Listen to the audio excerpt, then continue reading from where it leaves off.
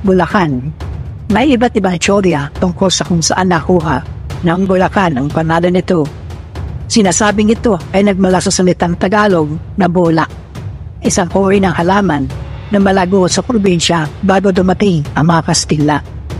May mga nagsasabi rin na nagmula ito sa salitang bulaklakan dahil di umano nang dumating ang mga Kastila ay punong-puno ang lugar ng mga bulaklak. May iba naman na nagsasabi na maaaring nagmula ito sa salitang burak dahil sa ang lugar dati ay putikan. Maging sa petsa ng pagkakatatag ng probinsya ay hindi rin ganap na masabi kung kailan ito na itatag dahil sa kakulangan ng mga dokumento.